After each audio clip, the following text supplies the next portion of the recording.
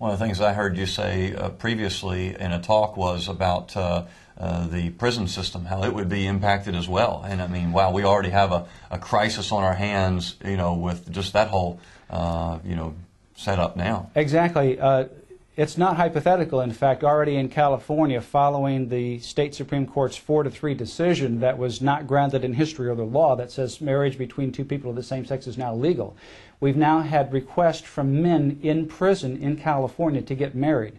So you're going to have where you have men as well as women wanting to marry each other in prison and have those kinds of conjugal relationships with co-prisoners.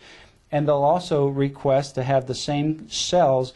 It will literally undermine the prisons more so than what we see now. So it literally has a ripple effect in so many different ways. For example, in California, after the court sanctioned same-sex marriage, one of the bishops out there actually wrote to the various Catholic priests in the various parishes, recommended that they no longer do weddings in the churches because of the fear that they will get a request to do a same-sex marriage in their church and the repercussions if they choose not to do so. Obviously they wouldn't because it violates their religious beliefs.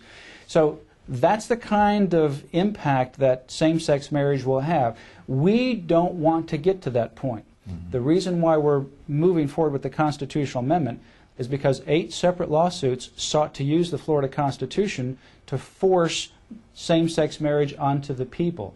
We're now saying, let the people put this into the state constitution so that no judge anywhere in Florida can use a stroke of a pen to rewrite the entire marriage institution.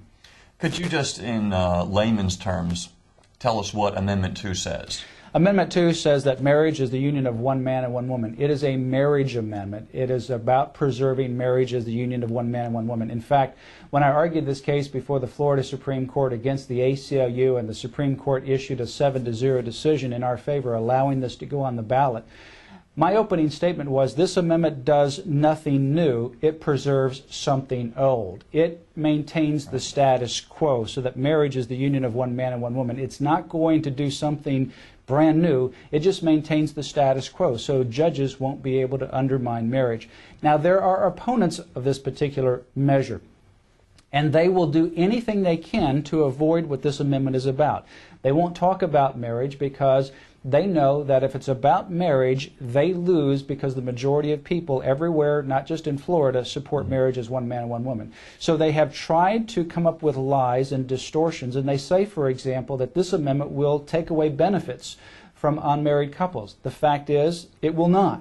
It does not do anything new. It preserves something old. It preserves that union of a man and a woman that we've historically known as marriage. That's what this amendment is. It is a marriage amendment. Don't buy into the lies by those who are opposing this that try to say that it's going to take away benefits. They're trying to scare seniors. That's always been their tactic. Avoid the real issue, create a straw man argument and attack that, create it as though it's something different and attack that. This is a marriage amendment. It does not take away people's individual benefits. And this isn't something new in our country. There are a number of states that already have a constitutional amendment protecting marriage being between one man and one woman. That's right. There's 27 states that have gone to the polls and passed these marriage amendments all over the country. There are 3 states that will be voting on it in November: Florida, Arizona, and of course California. All 3 of those states need to win. That will be 30 states, if all 3 pass, to actually put this in the Constitution within the last few years. There are 45 states that actually have an express provision in their state law, either in state law or in a constitutional provision or both. 45 states specifically say marriage is between a man and a woman, and same-sex marriage, they specifically say, is not permissible. It doesn't mean the other 5 states allow it. Only 2 states so far do, and that's California and Massachusetts.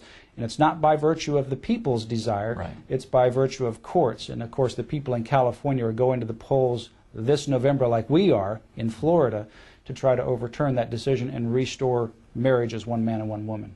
Well, I would like to thank you for all the work that you've put into this and recognize that it's been at a great cost to you personally. And I think that the Christian community is greatly indebted to you and to the people that are working with you.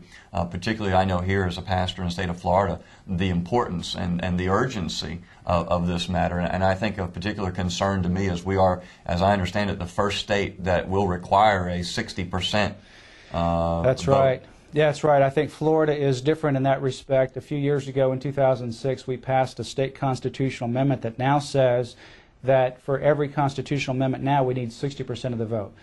Obviously, if it was 50%, it would be a no-brainer, and we're clearly above 50%. But we're polling very close to the 60%, too close for comfort. That means that every person needs to bring family and friends, co-workers, people in your Sunday school, in your church, in your youth group.